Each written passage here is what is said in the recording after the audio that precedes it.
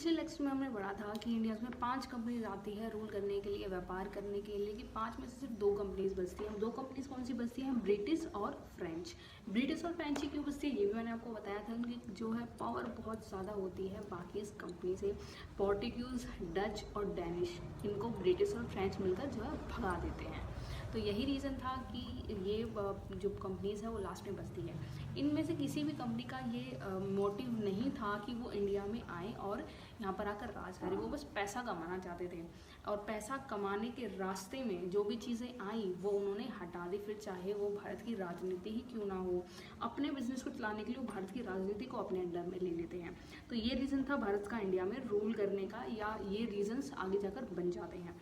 इस लेक्चर में हमें पढ़ने वाले हैं कि जब भारतीय में जो फॉरेन कंट्रीज़ आती हैं व्यापार करने के लिए, उसके बाद जो कंपनीज बनती हैं फ्रेंच और ब्रिटिश, उनके बीच में भी फिर लड़ाई होती है, क्योंकि कंपनी तो एक ही रह सकती है ना। एक इंसान एक जगह पे ही ज़्यादा पैसे कमा सकता है, तो अगर 2 हैं तो कंपटीशन हो जाएगा। तो अपने कंपटीशन को ख़त्म करने के लिए फ्रेंच और ब्रिटिश की लड़ाइयाँ होती हैं, जो कि कॉर्नेटिक वॉर कहलाती हैं। तो बात करते हैं फर्स्ट कॉर्नेटिक वॉर की। जो फर्स्ट कॉर्नेटिक वॉर थी उसका रीज़न इंडिया नहीं था, ये मैंने अभी आपको पहले बताया था। इसका रीज़न क्या था? इसका रीज़न था war of Australian succession. War of Australian succession जो वॉर स्टार्ट हुई थी वो हुई थी 1746 में और 48 में वो ख़त्म हो गई, यानी कि 2 साल चली थी। इसमें फ्रेंच और ब्रिटिश जो है अपोजिट कंपनीज में थे। अब अपोजिट पार्टीज़ में वो हैं तो वो भारत में भी लड़ना स्टार्ट कर देते हैं। जैसे वर्ल्ड वॉर में हुआ करता है ना, कई सारे देश मिलकर जो है वो अपनी अपनी पार्टी बना लेते हैं और लड़ने लग जाते हैं। वैसे ही इस वॉर में हुआ था। इसमें फ्रेंच और ब्रिटिश जो है अपोजिट पार्टीज़ में थे और वो लड़ना स्टार्ट कर देते हैं, और उनकी इसी लड़ाई से जो है फर्स्ट कॉर्नेटिक वॉर स्टार्ट हो जाती है। अब बात करते हैं कि लड़ाई बिना वजह दिए, देखो रीज़न तो ये था कि भाई वो एक दूसरे के दुश्मन थे बाहर, लेकिन यहाँ बिना वजह तो नहीं लड़ सकते ना कोई बहाना तो लेंगे ना। बहाने उन्होंने क्या लिए? तो सबसे पहला बहाना लिया था ब्रिटिश ने बहाना दे दिया। ब्रिटिश ने क्या बहाना दिया? ब्रिटिश ने जो है फ्रेंच की 2 शिप्स को कैप्चर कर लिया, 2 शिप्स हत्या ली कि भाई अब हमारा राज चलेगा, अब हम यहाँ के दादा हैं। तो फ्रेंच की शिप्स को वो ले लेता है और फिर कहता है कि पौंडुचेरी, फ्रेंच का पौंडुचेरी बहुत ट्रेडिंग कैपिटल था, बहुत अच्छा बेस था वहाँ पे फ्रेंच का बिजनेस के लिए। तो वो कहते हैं पौंडुचेरी को भी हम वहाँ से तुम्हारे फ्रेंच से ले लेंगे, छोड़ेंगे नहीं हम। तो ठीक है, वो तैयारी कर लेते हैं। अब ये चीज़ फ्रेंच को जब पता चलती है तो फ्रेंच के पास शिप्स कम होते हैं, आर्मी कम होती है, नेवल कंट्रोल कम होता है। तो वो क्या करते हैं, वो अपना फ्रेंड, उनका एक फ्रेंच का एक फ्रेंड होता है जिसका नाम है ला बोर्डोनस, जो कि एक मॉरिशियस का गवर्नर था, उससे हेल्प मांगता है। वो हेल्प करने के लिए तैयार हो जाता है, वो अपने शिप्स को भेज देता है कि ठीक है मैं तुम्हारी हेल्प करने के लिए आ रहा हूँ। उसके बाद क्या होता है, वार होती है। अब वार में पौंडुचेरी और पौंडुचेरी में फ्रेंच बैठे हैं और ब्रिटिश पौंडुचेरी कैप्चर करने के लिए आते हैं। ब्रिटिश और फ्रेंच के बीच लड़ाइयाँ होती हैं तो जो फ्रेंच होता है उसकी ताकत बढ़ गई, एक तो अपनी सेना, ऊपर से दोस्त की सेना, उसकी पावर ज़्यादा होगी। ब्रिटिश यहाँ पर हार जाते हैं। अब जो फ्रेंच थे वो पहले ब्रिटिश को हराते हैं उस युद्ध में, जो ब्रिटिश युद्ध करने के लिए आ रहे थे। उसके बाद ब्रिटिश का मद्रास कैप्चर कर लेते हैं, ठीक है, ब्रिटिश का मद्रास कैप्चर कर लेते हैं। अब लड़ाई उन्होंने जीत ली। फ्रेंच ने जो अपना दोस्त बनाया था जिसका नाम था ला बोर्डोनस, मॉरिशस का गवर्नर था, उसके साथ कुछ कहासुनी हो जाती है। दोस्त हैं, कुछ बात हो भी जाती है। तो अब वो जो उसका दोस्त होता है मॉरिशियस, वो नाराज़ होकर चला जाता है, अपनी शिप्स लेके चला जाता है। ब्रिटिश को पता चलता है कि इसका दोस्त इसे छोड़कर चला गया है। वो इस मौके का फ़ायदा उठाने की कोशिश करते हैं।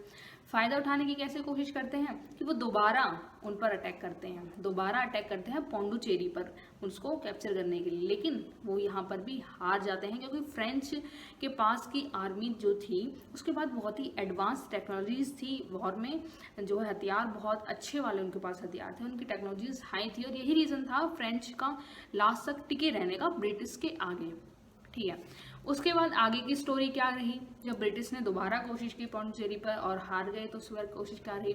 ब्रिटिश को लगा कि यार ये फ्रेंच लोग में दम तो है, इनको किसी और तरीके से हराना पड़ेगा। तो वो क्या करते हैं, अनवरुद्दीन, जो कि कार्नेटिक, जहाँ ये वॉर चल रही है, जो कि कार्नेटिक का नवाब था, उसके पास जाते हैं, हेल्प मांगते हैं कि भाई देखो तुम्हारा इलाका है, तुम्हारे यहाँ पे ऐसे लोग कर रहे हैं। भड़का देते हैं फ्रेंच के खिलाफ उसको अच्छी तरीके से कि जो है फ्रेंच ने हमारा मद्रास भी ले लिया है, हम तो आराम से बिजनेस कर रहे थे, लेकिन उन्होंने मेरा मद्रास ले लिया, हमसे लड़ाइयाँ वो कर रहे हैं। ठीक है जी, वो बातों में आ जाता है अनवरुद्दीन। वो फ्रेंच के पास जाता है, बोलता है कि भाई मतलब अपना एक सिपाही भेजता है, बात करवाता है, ब्रिटिश से जो मद्रास तुमने लिया है उसको वापस कर दो। अब फ्रेंच तो भाई घमंड में कि हमने तो इतनी लड़ाइयाँ जीती, ब्रिटिश को हरा दिए, तुम होते कौन हमको कहने वाले, ऐसा ऐसा करके उसके घमंड आ जाता है। वो मना करता है कि नहीं जी, हम अनवरुद्दीन जी हम नहीं दे सकते तुम्हें मद्रास। अब अनवरुद्दीन जो था वो कार्नेटिक का नवाब था। अब उसको तो बड़ा बुरा लगा, फ्रेंच बात नहीं मानते हैं। वो क्या करता है, वो अटैक करने की डिसाइड कर लेता है कि भाई अब मैं तुम पर अटैक करूंगा, तुम मेरी बात सीधी से मान नहीं रहे हो। अटैक करते हैं, उसका खुद का एरिया था, आर्मी उसके पास बहुत बड़ी थी, बहुत बड़ी आर्मी को लेकर पहुंच जाता है वो फ्रेंच के पास। और जो फिर लड़ाई होती है मलियापुर में होती है, 1746 में ये लड़ाई होती है फ्रेंच और अनवरुद्दीन, इंडियन और फ्रेंच के बीच, यानी कि बाहरी शक्ति के बीच पहली ये फर्स्ट वॉर थी जो इंडियन और किसी बाहरी शक्ति के बीच हुई थी। इसमें जो है नवाब हारा जाता है। हालांकि नवाब की जो आर्मी थी वो काफ़ी बड़ी थी, फ्रेंच की आर्मी काफ़ी छोटी थी, लेकिन फिर भी फ्रेंच जीत जाते हैं। क्यों जीत जाते हैं? इंडियंस के पास लड़ने का तरीका ही नहीं था, उनके पास कोई टेक्नोलॉजी नहीं थी, बस बंदे थे, जाओ और लड़ो, बस अब मर जाओ, जाओ और मर जाओ, बस ये वाला सीन था। कोई उनकी स्ट्रेटजी नहीं होती थी। लेकिन फ्रेंच बहुत ज़्यादा स्मार्ट थे वॉर्स के मामले में, तो यही रीज़न था कि जो है फ्रेंच जीत जाता है और नवाब हमारा यहाँ पे हार जाता है। उसके बाद 48 में जो है यहाँ पर जो वॉर चल रही होती, the war of Austrian succession, जो वॉर चल रही थी वो बंद हो जाती है और एक्सला चैपली एक जो है ट्रिटी साइन होती है फ्रेंच ब्रिटिश, जो मतलब बाहर वॉर चल रही थी उनके बीच में। ठीक है, वॉर शांत हो जाती है, ट्रीटी खत्म जो है साइन हो जाती है। और जो ट्रीटी साइन होती है वो 1748 में होती है। ठीक है, मैंने आपको बता दिया। उसके बाद फर्स्ट कॉर्नेटिक वॉर खत्म हो गई, फिर सेकंड कॉर्नेटिक वॉर स्टार्ट होने के क्या रीजंस रहे थे। सबसे पहला रीज़न कि मैंने आपको बताया कि ब्रिटिश की लड़ाई होती है फ्रेंच से, वो पौंडीचेरी को कैप्चर करने के लिए जाते हैं, लेकिन फिर उन दोनों की लड़ाई हो जाती है और जो है फ्रेंच ब्रिटिश को हरा देते हैं। उसके बाद ब्रिटिश जाते हैं अनवरुद्दीन के पास। अनवरुद्दीन फ्रेंच से बात करता है कि भाई तुम उनका जो है मद्रास दे दो वापस, वो नहीं मानते हैं। फिर अनवरुद्दीन वापस आता है, गुस्सा होता है और अपनी आर्मी को लेकर जाता है दोबारा। उनकी लड़ाई होती है, अनवरुद्दीन हार जाता है। अब फ्रेंच और ब्रिटिश की लड़ाइयाँ वहीं बराबर, फ्रेंच और बराबर हो जाते हैं लड़ाई के मामले में। तो आगे क्या होता है वो हम सेकेंड कॉर्नेटिक वॉर में पढ़ेंगे।